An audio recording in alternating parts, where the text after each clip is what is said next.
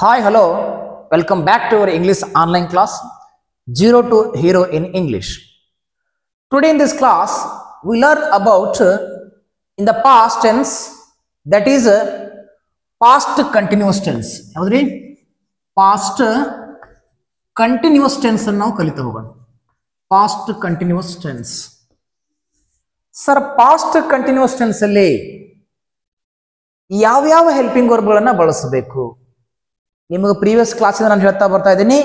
Previous ಕ್ಲಾಸಲ್ಲಿ ನಾವು simple past tense ಬಗ್ಗೆ ಕಲಿತಾ ಬಂದಿದ್ದೇವೆ. ಇವತ್ತಿನ ಕ್ಲಾಸಲ್ಲಿ ನಾವು ಪಾಸ್ಟ್ ಕಂಟಿನ್ಯೂಸ್ ಟೆನ್ಸ್ ಬಗ್ಗೆ ಸ್ಟಡಿ ಮಾಡ್ತಾ ಹೋಗೋಣ. ಹಾಗಾದ್ರೆ ಪಾಸ್ಟ್ ಕಂಟಿನ್ಯೂಸ್ ಟೆನ್ಸ್ ಅಲ್ಲಿ ನಾವು ವಾಸ್ ಮತ್ತು ವರ್ ಅನ್ನ ಬಳಸಬೇಕು. ವಾಸ್ ಮತ್ತು ವರ್ ಅನ್ನ ಬಳಸಬೇಕು. ಇಷ್ಟು ನಮಗೆ ಗೊತ್ತಿದ್ರೆ ಈಸಿಯಾಗಿ ಪಾಸ್ಟ್ ಕಂಟಿನ್ಯೂಸ್ ಟೆನ್ಸ್ ಅನ್ನ ಕಲಿಬಹುದು. Sir, what about main verb? ನಿಮಗೆ ಪ್ರತಿ ಕ್ಲಾಸಲ್ಲಿ ನಾನು ಹೇಳ್ತಾ ಬಂದಿನಿ, 6 ಕಂಟಿನ್ಯೂಸ್ ಟೆನ್ಸ್ ಬಂದಾಗ V1 ಪ್ಲಸ್ ING ತಗೋಬೇಕು, 3 ಪರ್ಫೆಕ್ಟ್ ಟೆನ್ಸ್ ಬಂದಾಗ V3. ಸೊ ಉಳಿಕಿದ್ದ ನಾನು ಆ ಕ್ಲಾಸಲ್ಲಿ ಹೇಳ್ತಾ ಕೊಟ್ಟಿನಿ ನಿಮಗೆ. Simple present, simple past, simple future ಮುಂದೆ ನೋಡ್ತಾ ಹೋಗೋಣ. ಓಕೆನಾ? ನಾವು ಜಸ್ಟ್ 6 ಕಂಟಿನ್ಯೂಸ್ ಟೆನ್ಸ್ ಬಂದಾಗ V1 plus ING, 3 perfect tense ಬಂದಾಗ V3 about main verb.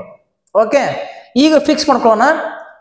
Past continuous tense ಅಲ್ಲಿ ಏನಾಗುತ್ತೆಪ್ಪ ಅಂತಂದ್ರೆ ವಾಸ್ ಮತ್ತು ವರ್ ಬರುತ್ತೆ. ವಾಸ್ ಮತ್ತು ವರ್ ಅನ್ನುವಂತ ಹೆಲ್ಪಿಂಗ್ ವರ್ಬ್ ಅನ್ನ ಬಳಸ್ತಾ ಬರ್ತೇವೆ. ಹಾಗಾದ್ರೆ ಸರ್, ವಾಸ್ ಎಲ್ಲಿ ಬಳಸಬೇಕು, ವರ್ ಎಲ್ಲಿ ಬಳಸಬೇಕು? ಬಹಳ ಸಿಂಪಲ್ ಇದೆ. ಹಿ, ಸಿ, ಇಟ್, ಐ ಬಂದಾಗ ವಾಸ್ ಅನ್ನ ಬಳಸ್ರಿ. ಉಳಿದ ಕಡೆ ಏನಪ್ಪಾ ಅಂತಂದ್ರೆ ವರ್ ಅನ್ನ ಬಳಸಿದ್ರೆ ಫಿನಿಶ್. ಇಷ್ಟ ಐತ್ ನೋಡ್ರಿ. ಪಾಸ್ಟ್ ಕಂಟಿನ್ಯೂಸ್ ಟೆನ್ಸ್ ನಮ್ಗೆ ಅರ್ಥ ಆಗ್ಬೇಕಂತಂದ್ರೆ ಐ, ಹಿ, ಸಿ, ಇಟ್ ಬಂದಾಗ ವಾಸ್, ಉಳಿದ ಕಡೆ ವರ್ ಬಳಸಬೇಕು. Sir, what about main verb? ಹೇಳಿ, ನಿಮಗ ಕಂಟಿನ್ಯೂಸ್ ಟೆನ್ಸ್ ಬತ್ತು ಅಂದ್ರೆ ಅದೇನಾಗಿರ್ಬೇಕ್ರಿ? V1 ಪ್ಲಸ್ ING ಎನ್ನುವಂತ ಫಾರ್ಮ್ ಅನ್ನೇ ಬಳಸಬೇಕು. ಇಲ್ಲಿ ಸಿಂಗ್ ಕೊಟ್ಟನ ನಿಗದ ನಾವು ಸಿಂಗಿಂಗ್ ಅಂತಂದ್ರ V1 ಪ್ಲಸ್ ING ನ ಬಳಸ್ತಾ ಬಂದೇವಿ. ಇಷ್ಟ ಐತ್ ನೋಡ್ರಿ. ಇದ್ರಾಗ ಏನು ಬಹಳ ಡಿಫಿಕಲ್ಟ್ ಇರುವಂತದ್ದೇನಲ್ಲ. ಜಸ್ಟ್ ನಾವು ಕರೆಕ್ಟ್ ಆಗಿ ಈ ಹೆಲ್ಪಿಂಗ್ ವರ್ಬ್ಸ್ ಗಳನ್ನ ನಾವು ಕರೆಕ್ಟ್ ಆಗಿ ನೋಡ್ಕೋಬೇಕು. ಪಾಸ್ಟ್ ಟೆನ್ಸ್ ಅಲ್ಲಿ ಡಿಡ್ ಎಲ್ಲಿ ಬಳಸಬೇಕು ಹಿಂದಿನ ಕ್ಲಾಸ್ ಅಲ್ಲಿ ಕಲ್ತೇವಿ. ಈಗ ವಾಸ್ ವರ್ ಏನಪ್ಪಾ ಅಂದ್ರೆ ಪಾಸ್ಟ್ ಕಂಟಿನ್ಯೂಸ್ ಟೆನ್ಸ್ ಅಲ್ಲಿ ನೋಡ್ತಾ ಬರ್ತೀವಿ. ನೆಕ್ಸ್ಟ್ ಪಾಸ್ಟ್ ಪರ್ಫೆಕ್ಟ್ ಟೆನ್ಸ್ ಅಲ್ಲಿ ಹ್ಯಾಡ್ ಪ್ಲಸ್ V3 ಬಳಸ್ತೀವಿ. Next past perfect continuous tense ಅಲ್ಲಿ had been plus V1 plus ING. Continuous ಬರ್ತಂದ್ರೆ ಮತ್ತೆ V1 ಪ್ಲಸ್ ING. ಇಷ್ಟು ಗೊತ್ತಿದ್ರ ಪಾಸ್ಟ್ ಟೆನ್ಸ್ ಟೋಟಲ್ ನಮಗೆ ಕಂಪ್ಲೀಟ್ ಆಗಿ ಗೊತ್ತಾಗ್ತೈತಿ. ಹೌದಾ? ಹಾಗಾದ್ರೆ ನಾವೇನಪ್ಪ ಅಂದ್ರೆ ಪಾಸ್ಟ್ ಕಂಟಿನ್ಯೂಸ್ ಟೆನ್ಸ್ ಅಲ್ಲಿ ಪಾಸಿಟಿವ್ ಸೆಂಟೆನ್ಸ್ ಹೇಗೆ ಮಾಡುವುದು ಅನ್ನೋದನ್ನ ನೋಡ್ತಾ ಬಂದಿವಿ. So let us move on to the negative sentence in past continuous tense. ಇದೇನ್ ದೊಡ್ಡದಲ್ಲ. ಅದೇ ಐ ಮುಂದ್ಗಡೆ ವಾಸ್ ತಗೋತೇವಿ, ಹಿ, ಸಿ, ಇಟ್ ಬಂದಾಗ ವಾಸ್ ತಗೋತೇವಿ, ಉಳಿದ ಕಡೆ ವರ್ ಐತಿ. ನೆಗೆಟಿವ್ ಮಾಡ್ಬೇಕಂದ್ರೆ ನಮಗ ನಾಟ್ ಅನ್ನುವಂತ ವರ್ಡ್ ಅವಶ್ಯಕತೆ ಐತಿ. ಜಸ್ಟ್ ನೀವು ಸಬ್ಜೆಕ್ಟ್ ಆ ನಂತರ ಹೆಲ್ಪಿಂಗ್ ವರ್ಬ್ ಆದ ನಂತರ ನಾಟ್ ಹಾಕೋಬೇಕು. ಅಂದ್ರೆ after helping verb you are going to put not. ಅಷ್ಟಾದ್ರೆ ಅದು ನೆಗೆಟಿವ್ ಆಗಿ ಕನ್ವರ್ಟ್ ಆಗುತ್ತೆ. ಮತ್ತೆ ಇನ್ನೊಂದು ಗಮನಿಸಲಿ, ನೀವು ಶಾರ್ಟ್ ಫಾರ್ಮ್ ಬರೆದ್ರೆ ವಾಸಂಟ್ ಆಗುತ್ತೆ, ವರಂಟ್ ಆಗುತ್ತೆ, ನೋ ಪ್ರಾಬ್ಲಮ್. ಸೊ ಸಪ್ರೇಟ್ ಮಾಡಿದ್ರೆ ಎರಡು ಒಟ್ಟಿಗೆ ಬರಿಬಾರ್ದು. ಅವ್ರು ಬರ್ತಿದ್ರು ನೋಡ್ತಿದ್ರು, ನಾನು ಚೆಕ್ ಮಾಡಿರ್ತೀನಿ, ವಾಸ್ ನಾಟ್ ಒಟ್ಟು ಕೂಡ ಬರೀತಾರೆ. It's not A single word, ಅದು ಸಪ್ರೇಟ್ ಆಗ್ಬೇಕು. ವಾಸ್ ಮತ್ತು ನಾಟ್ ಬಿಡಿಸಿ ಬರೆದ್ರೆ. ನೀವು ಶಾರ್ಟ್ ಫಾರ್ಮ್ ಬರೆದ್ರೆ ವಾಸಂಟ್ ಆಗುತ್ತೆ, ವರಂಟ್ ಆಗುತ್ತೆ. ಓಕೆನಾ? ಹಾಗಾದ್ರೆ I was not singing a song, it is negative sentence in past continuous tense. So very simple. ಏನ್ ಮಾಡಿದ್ವಿ? ಪಾಸ್ಟ್ ಕಂಟಿನ್ಯೂಸ್ ಟೆನ್ಸ್ ಅಲ್ಲಿ ಪಾಸಿಟಿವ್ ಸೆಂಟೆನ್ಸ್ ಹೇಗೆ, ನೆಗೆಟಿವ್ ಸೆಂಟೆನ್ಸ್ ಹೇಗೆ. ಹೌದಾ? Very simple. ವಾಸ್ ಮತ್ತು ವರ್ ಅನ್ನ ನೀವು ಕರೆಕ್ಟ್ ಆಗಿ ಫಿಕ್ಸ್ ಮಾಡ್ಕೊಂಡ್ರೆ ಎಲ್ಲಿ? ಪಾಸ್ಟ್ ಕಂಟಿನ್ಯೂಸ್ ಟೆನ್ಸ್ ಅಲ್ಲಿ. ನಿಮಗೆ ಅದೇ ರೀತಿನ ರಿಪೀಟ್ ಮಾಡ್ತಾ ಇದೀನಿ. ಒಂದು ಟೆನ್ಸ್ ಅಲ್ಲಿ ಬಂದಂತ ಹೆಲ್ಪಿಂಗ್ ವರ್ಬ ಇನ್ನೊಂದು ಟೆನ್ಸ್ ಅಲ್ಲಿ ಬರಲ್ಲ. ಇಲ್ಲಿ ನೋಡ್ರಿ, ಇವೆಲ್ಲವೂ ಕೂಡ ಪಾಸ್ಟ್ ಅಲ್ಲಿ ಬಳಸುವಂತ ಹೆಲ್ಪಿಂಗ್ ವರ್ಬ್ಸ್ ಅದಾವ. ಒಂದಲ್ಲಿ ಬಂದಂತ ಹೆಲ್ಪಿಂಗ್ ವರ್ಬ್ಸ್ ಇನ್ನೊಂದಲ್ಲಿ ಬರುವುದೇ ಇಲ್ಲ. ಪ್ರೆಸೆಂಟ್ ಅಲ್ಲಿ ನಾವು ಪ್ರೀವಿಯಸ್ ನೋಡಿದ್ದೇವೆ, ಡೂ, ಡಸ್ ಬಳಸಿದೇವೆ, ಆಮ್, ಈಸ್, ಆರ್ ಬಳಸಿದೇವೆ, ಹ್ಯಾವ್, ಹ್ಯಾಸ್ ಬಳಸಿದೇವೆ. ಹೌದಾ? ಹ್ಯಾವ್ ಬಿನ್, ಹ್ಯಾಸ್ ಬಿನ್ ಅವುಗಳು ಪಾಸ್ಟ್ ಅಲ್ಲಿ ಬರಲ್ಲ. ಪಾಸ್ಟ್ ಅಲ್ಲಿ ಬಂದಂತದ್ದು ಫ್ಯೂಚರ್ ಅಲ್ಲಿ ಬರಲ್ಲ.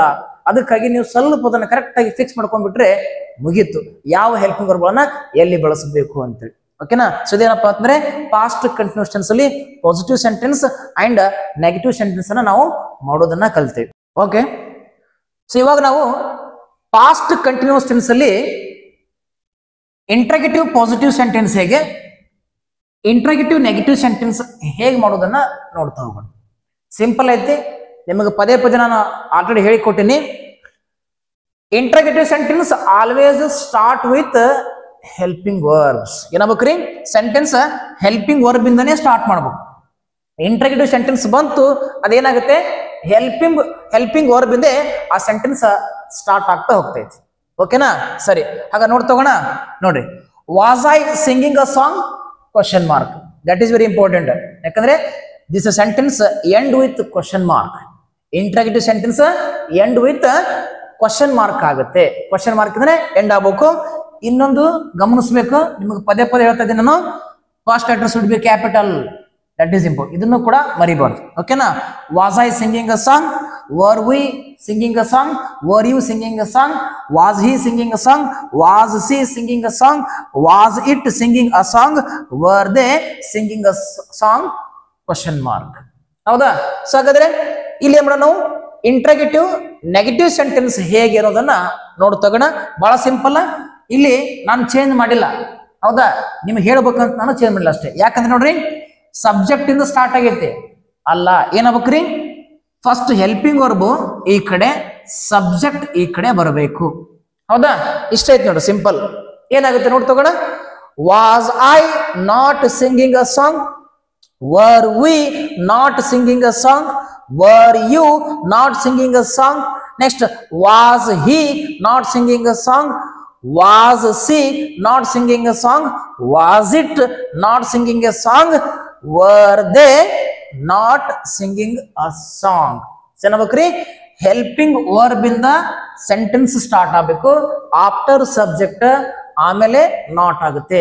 ಶಾರ್ಟ್ ಫಾರ್ಮ್ ಮಾಡಿದ್ರೆ ವಾಸಂಟ್ ವರಂಟ್ ಆಗುತ್ತೆ. ಸಪರೇಟ್ ಮಾಡಿದ್ರೆ ಸಬ್ಜೆಕ್ಟ್ ಮಧ್ಯದಲ್ಲಿ ಬರಬೇಕು. ಇದು ನಾವು ಗಮನಿಸಬೇಕು. ಓಕೆನಾ? ಯಾಕೆ ಹಿಂಗೆ ಕೊಟ್ಟಿನ ಸೆಂಟೆನ್ಸ್ ಅಪ್ಪ ಅಂದ್ರೆ, ನೀವು ಸಬ್ಜೆಕ್ಟ್ ಇಂದೇ ಸ್ಟಾರ್ಟ್ ಮಾಡ್ತೀರಿ, ಅದಕ್ಕೆ ನಾನು ಹೀಗೆ ಬರ್ದೇನೆ.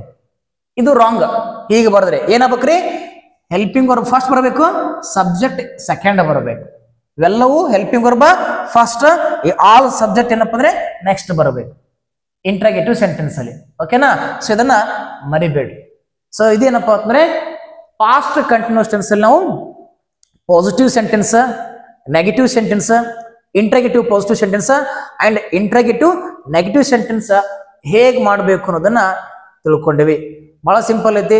ನೀವು ಕರೆಕ್ಟ್ ಆಗಿ ಹೆಲ್ಪಿಂಗ್ ವರ್ಬ್ಸ್ ಅನ್ನ ನೆನಪಿಟ್ಕೋಬೇಕು. ಯಾವ ಟೆನ್ಸ್ ಅಲ್ಲಿ ಯಾವ ಹೆಲ್ಪಿಂಗ್ ವರ್ಬ್ಸ್ ಬರುತ್ತೆ ಅಂಡ್ ಮೇನ್ ವರ್ಬ್ ಹೇಳಿಕೊಟ್ಟಿನಿ. 6 ಕಂಟಿನ್ಯೂಸ್ ಇದ್ದಾಗ V1 plus ING, 3 perfect tense ಇದ್ದಾಗ V3 ಬರುತ್ತೆ. ಇನ್ನು ಸಿಂಪಲ್ ಫ್ಯೂಚರ್ ಅಲ್ಲಿ V1 ಬಳಸ್ತೇವೆ. ಅಂಡ್ ನೆಕ್ಸ್ಟ್ ಏನಪ್ಪಾ ಅಂದ್ರೆ ಸಿಂಪಲ್ ಪ್ರೆಸೆಂಟ್ ಅಲ್ಲಿ ಕೂಡ V1 ಬಳಸ್ತೇವೆ. ಅಲ್ಲಿ IS ES S ಅನ್ನ ಪುಟ್ ಮಾಡ್ತಾ ಬರ್ತೇವೆ. ಸಿಂಪಲ್ ಪಾಸ್ಟ್ ಅಲ್ಲಿ ಪಾಸಿಟಿವ್ ಇದ್ದಾಗ V2 ಬಳಸ್ತೇವೆ. ನೆಕ್ಸ್ಟ್ ಏನಪ್ಪಾ ಅಂತಂದ್ರೆ ಅದೇ ಸೆಂಟೆನ್ಸ್ ನಾವು ನೆಗೆಟಿವ್ ಮಾಡುವಾಗ, ಇಂಟ್ರಾಗೇಟಿವ್ ಪಾಸಿಟಿವ್ ಮಾಡುವಾಗ, ಇಂಟ್ರಾಗೇಟಿವ್ ನೆಗೆಟಿವ್ ಮಾಡುವಾಗ ಏನಪ್ಪಾ ಅಂದ್ರೆ V1 ಆಗಿ ಕನ್ವರ್ಟ್ ಆಗುತ್ತೆ. ಅದನ್ನ ಹಿಂದಿನ ವಿಡಿಯೋಗಳನ್ನ ಹೇಳ್ಕೊಟ್ಟಿನಿ. ನಿಮ್ಗೆ ಗೊತ್ತಿಲ್ಲಪ್ಪ ಅಂದ್ರೆ ಆ ವಿಡಿಯೋಸ್ ನೋಡ್ತಾ ಬರ್ರಿ. ಆ ಎಲ್ಲಾ ಟೆನ್ಸ್ ನಿಮ್ಗೆ ಗೊತ್ತಾಗ್ತಾ ಬರ್ತೈತಿ. Okay, thank you for watching this.